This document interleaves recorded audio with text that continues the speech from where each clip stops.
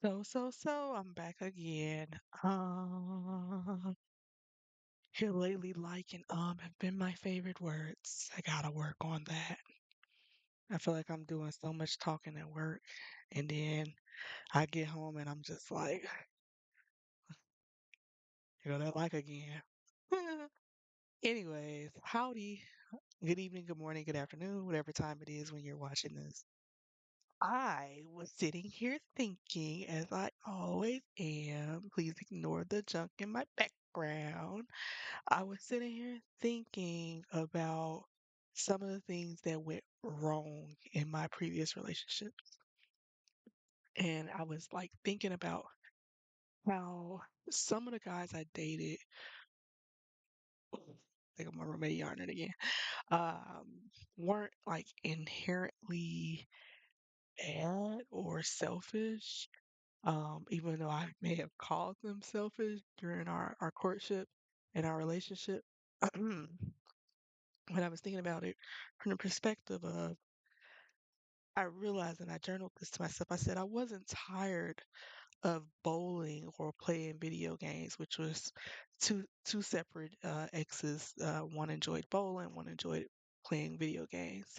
I enjoy those things too, so we had that in common. Um, I wasn't tired of that. I was tired of not being asked what I wanted to do or telling them what I wanted to do and it never happening. Yet I'm always by their side during their interests, their hobbies. Thinking about that and thinking about like, okay, like I said, I enjoy bowling, I enjoy video gaming quite a bit, and it's great. It's great when you can share something that you really love with your significant other. But what's not so great is when it's like that's all we do. At least not for me. I need variety, right? I need spontaneity. I need to feel like we're engaging each other in conversations that are going to further us. I need to feel loved and appreciated, but I also need to feel cared for in a romantic way. And to me, in those relationships, both times we kind of got to a very monotonous, nothing new is happening, uh, dare I say it, boring rhythm. And when I would try to resolve it, with real, in my opinion, back then, real things like, oh, can we go do this? Can we go spend some time with our friends? Can we go on a double date? Can we, offering things that I feel like, will taper that boredom slash expose us to new things together so that we can talk more. The guys just weren't interested for whatever reason. And obviously those two are exes. And I never want to act like, oh, it was all the guy's fault. No, no. That's not this. There were some big things that happened that hey, I didn't do it, so it is your fault, right? But I wouldn't dare, like when I reflect when I'm talking to my son and stuff about relationships and how two people try to show up for each other and, all of that jazz. I never place all the blame on the other party. I always actually I tried my best to only talk about my actions when I'm talking to my son. Um, but in relation to this video, I want to talk about that. I want to talk about how boredom and complacency tear down a relationship. So, from my perspective, when two people get together, they should have some things in common, but they don't have to have everything in common. From my perspective, you should continue to date your lover through the duration of the relationship. You should never stop going on dates. You should never stop experiencing fun things, problematic things, things that are just for you, things that are with other lovers, things, you should keep on experiencing those things to the max so that you have things that you can share and you can laugh about and you can grow from and you can reflect on and take in uh experiences that will help you fall deeper in love, essentially. I just threw my clothes on the bed. Is that my tissue? I gotta clean up my background so I'm not distracted. But you guys probably get the gist, right? Right? There's a level of competency that I require in relationships, and it includes the person being a self-starter. In terms of romance, right? It includes the person being able to self-soothe, and it includes also the person being honest and transparent. Those are basic things for me, and to me, under those basic things, I get my fulfillment, and I'm willing and slash I do reflect those things, right? So I love from a place of where I know how to love and where I'm comfortable loving from. And then as I get to know you and you teach me how to love you, I add to those things. And that is to me the way I've approached relationships and friendships. And I've seen the success in it when it comes down to another willing participant, right? My unsuccessful storylines are when the other participant is not in the same place as me mentally, health wise, physically, emotionally, of course, mentally, emotional, and spiritually. And to me, I don't have any notes, so I got to think about this on the fly, y'all. To me, when a person doesn't have a North Star, something that they always look to center themselves, to use an example, mine is my faith in God, right? My faith in God is going to stop me from creating chaos. There may be points in times where I may do something a little different or say something a little harsher or, do something you didn't expect. But my North Star, my faith, my relationship with God is going to bring me back down to a place where I'll deal with you lovingly. I won't be chaotic to you for long because I don't want to hurt you. And besides me not wanting to hurt you, I don't want to disappoint God by hurting one of his children, right?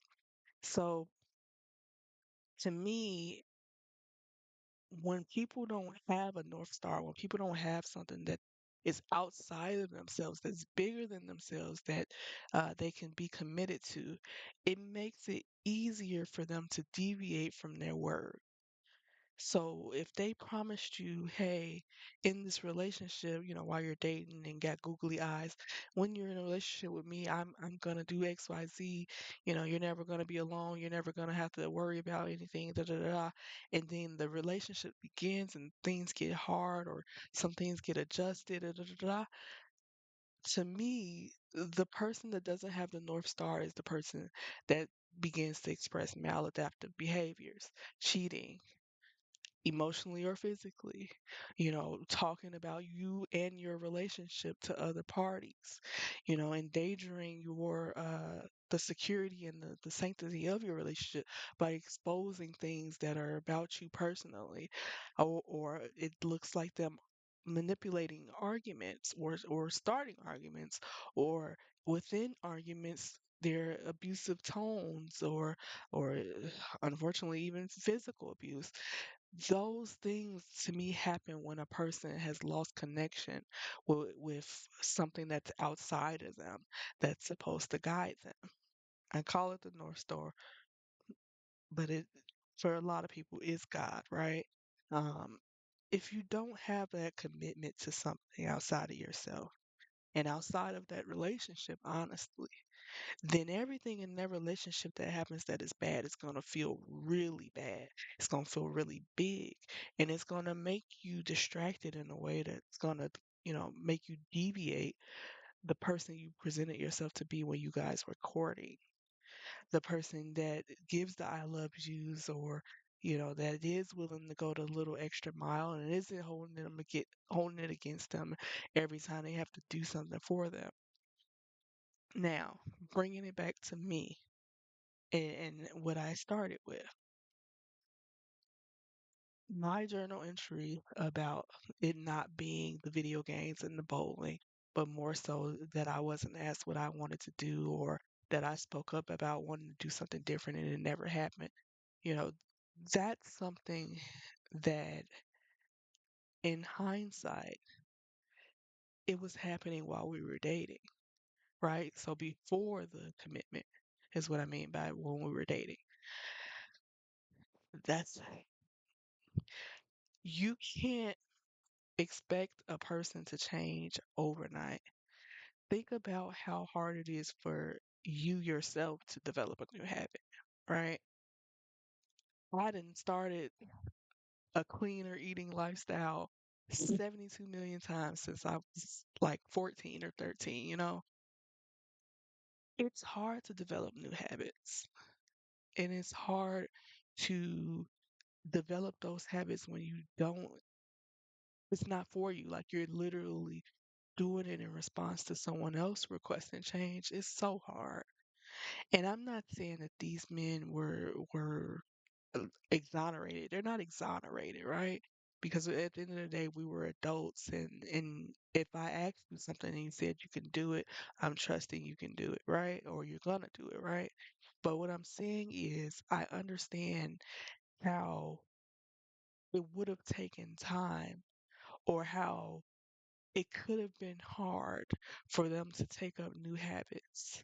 So bowling was the excitement, video gaming was the excitement.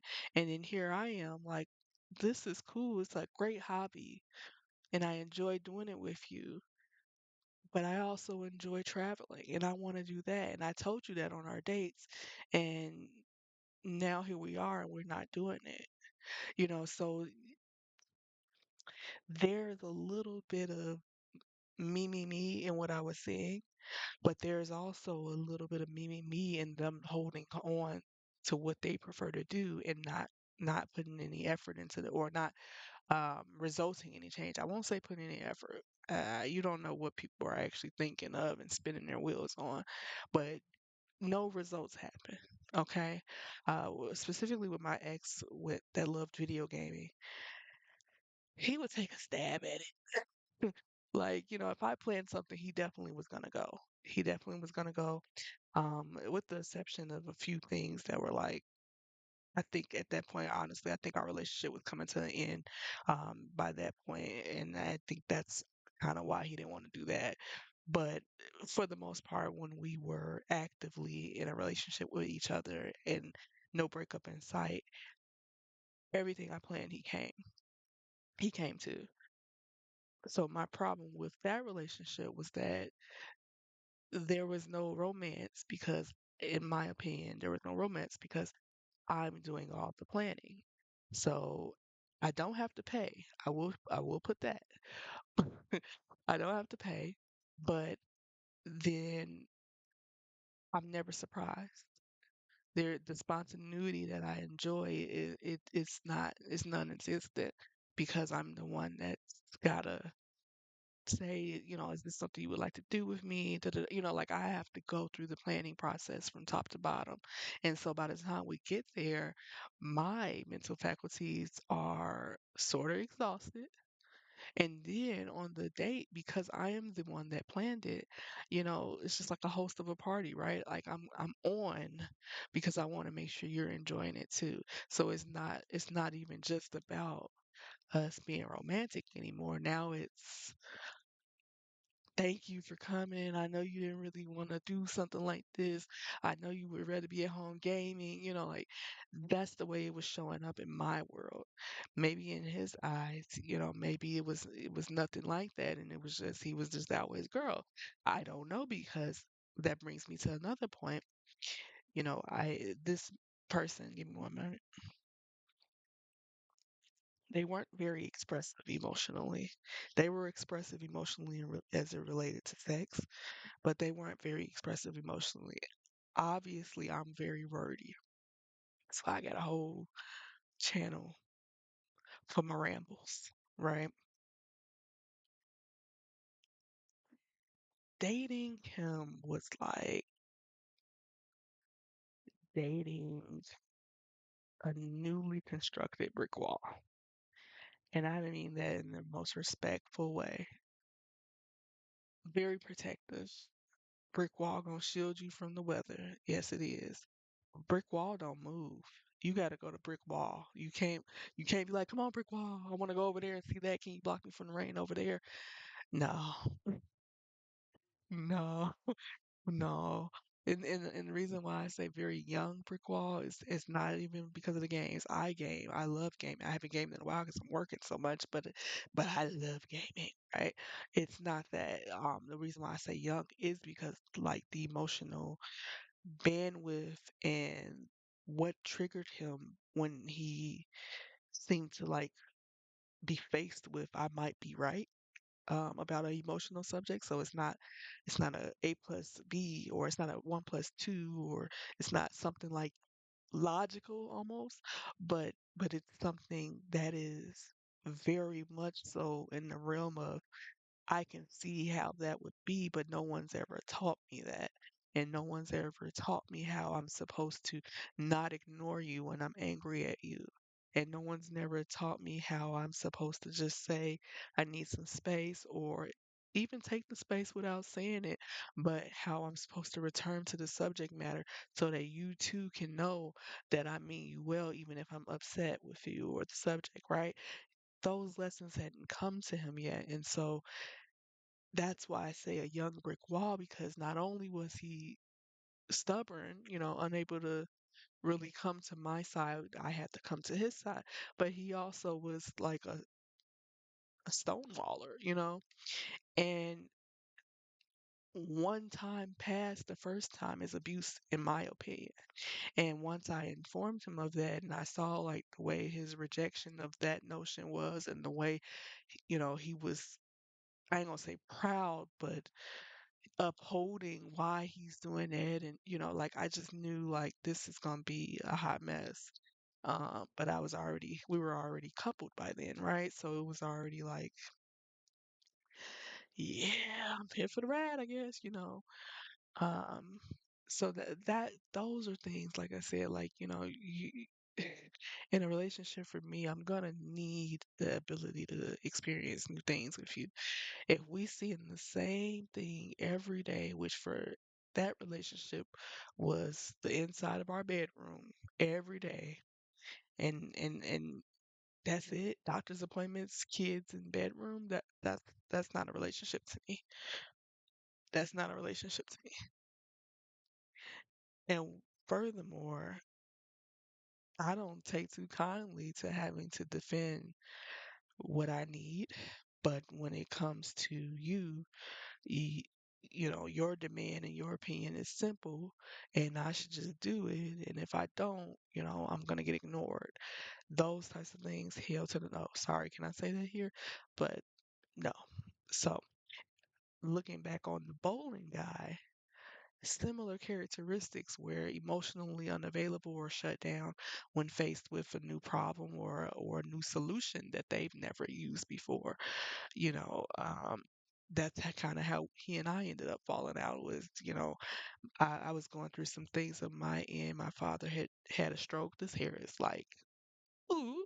Anyways, my father had had a stroke, and I think I probably told him like, yeah, and it's really bad, and I don't know if he's gonna live, let alone walk again.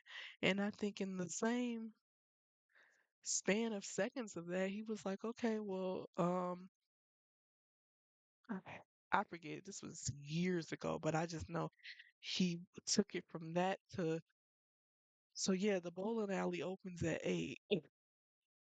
I kid you not, guys. I kid you not. Like I said, I don't remember the exact verbiage, but I kid you not, that's how he switched the subject on me. And again, I could chat him up. I could chat you up about. I tell you a lie, but I never tell you a lie. Like I can chat you up, okay? When I just really feel like talking, right?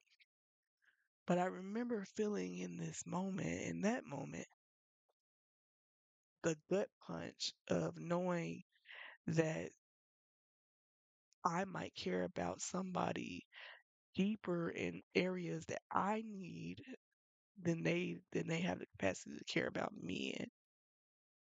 And of course, I was real young. I was like 21 or something. But of course, I went through that rigmarole of internally, I've done so much for this guy. I, I think at the time he used to be like paying me like $20 to rent my car and stuff for the day. Like, just real young, dumb, messy, sort of ghetto stuff, right? And part of the reason we were spending so much time together is because he didn't want to be at his house. I didn't want to be at my house. Real young, dumb stuff. But I had my own car. I had just graduated from college. I was, throwing in applications everywhere, getting my paper up. So like running the streets, really. But with this guy, and he was the guy I lost my virginity to. So I had known him for quite some time, and then once I graduated, we got back together. Total chaos, unsupervised, needed a chaperone, but I was still mature enough to know that something was wrong. I just was too immature to know that I could walk away without crashing out. I definitely crashed out. Y'all, my hair is. I'm not gonna play with this. Hold on, child, because my autism showing. Anyway, I don't mean to laugh, y'all, but I know everybody's on that kick right now, that ADHD and autism kick, but baby, I had it since before y'all was born. Let me tell you something. It all makes sense now. That's all I'm gonna say. It all makes sense. But um, yeah, I crashed out on him real bad, and I'm not smiling because it's funny. I'm smiling because I done come a long way when it comes to managing my emotions. Right? I never here. I'm like a werewolf. Seasonally, I would crash out when I was younger. Seasonally, once per season, I'd be tired of everybody's shit. I would be tired of everybody's shit seasonally. And then I would just, whoever broke the straw, the last straw, they had to get it. They had to get it. And so in this season, like I said, I had just graduated college. I was throwing in applications all over the place. Got a little iBookie there. Did I get it? Did I get it? It's the reason why this channel is called Random Joy. Just bear with me. Okay. Nobody said I had to show up polished. I don't care how many fancy cameras the other channels got. Listen. I'm coming to you live and direct from the hood, the gutter. Actually, I don't reside in the hood, but you know what I'm saying. Anyways, so I had graduated college. I held my mule on a lot of things that season, and then my dad had this stroke, and you know, when funerals and all of that stuff is happening, funerals, weddings, birthdays, people cut up, right? So my evil auntie that we affectionately call Demon Debbie was rug, cutting a rug, y'all. And I don't want to make this video too long because then I might have to watch a long video to make sure I ain't saying nothing crazy. But long story short, I had enough external pressures. Then I was also trying to date this young man who I experienced a lot of ups and downs with over the years. And he also was double dipping. Like he had some chick that I knew about. She knew about me. Again, it was ghetto. But it was like all them serious car conversations where we're bonding and, we're sitting in the car, we're identifying our strengths and weaknesses, we're talking about how we'll always be friends and all of this stuff. And in the moment where I needed you to be my friend, you weren't paying enough attention to know that you should let the moment pass before you start talking about bowling. That's what got me to crash out. Wouldn't do that now, but that's what got me to, be like, I see red. And boy, did I see red. I'm sure he still remembered it to this day. I actually just talked to him a few weeks ago. Like it's no hard blood. Like we real grown now, so it's in the wind. But him doing that slash me experiencing that, same with Game Guy. I never crashed out on him because I have grown to the point where I can, I know when the crash out is coming, and I remove myself because you're not gonna get me in a place where I would feel guilty, after the experience is done. But because I knew that gut feeling that I want to crash out feeling, that's how I knew it was time to get rid of him too. break up, break up too, because I could see me being ignored in a place that I don't need to be ignored, that I don't deserve to be ignored. One day I'll talk about the dynamic with Gamer Guy and why I could have avoided it, but I'm almost I'm almost okay with the fact that I did not. I'm not happy, and I still would have rather not went through it, but I'm almost okay that I did.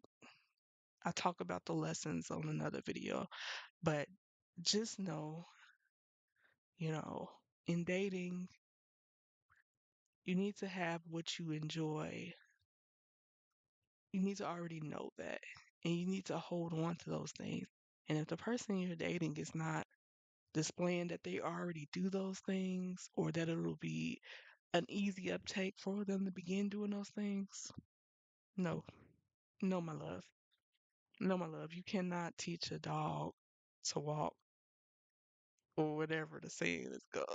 Like you can't be teaching dogs new tricks, baby. Like it's too risky when they don't have things that you really enjoy already a part of their repertoire. I really enjoy seeing new things. I really enjoy traveling. It don't even gotta be far. Just day trip. You know what I mean? Like, so I can't date a person that doesn't do those things. I can't date a person that can't afford to do those things. I could just be by myself and take care of myself in that way. Or I could date a partner that is able, right? And willing, right? So I guess that's really all I have to say. And yeah, thinking about that. Now you thinking about it too. If you made it almost 30 minutes, I bless you, cause girl, I don't know. I'll probably make another video right after this, cause I want to talk about how work is ghetto. It's more ghetto than my half cross eye. Like for real, for real. I got a Forest Whitaker so bad. I always know when I'm tired, cause that thing be like. All right. If you enjoyed this video, please share it. I mean, come on. Why not? My name is Joy, literally. Like, come on, spread joy through the world. Don't make me have to do nothing else reckless to get these videos out here. Y'all know what I mean. Come on. Send them the real cordial and kind way, please. And if you found something in this video that made you laugh, let me know because obviously I like to laugh, right? And I want to hear about things that you feel about partnership and interest, and whether you could see yourself being with someone who doesn't enjoy one of your main interests. Do you think it's possible to teach a person to enjoy those things and a person to be able to initiate those things? Tell me what's important to you because I want to know. I want to know. I'm nosy and I got to see where I am in this. All right. All right. You guys have a good night or a good morning or a good afternoon. Please be safe. It's real crazy. Bye.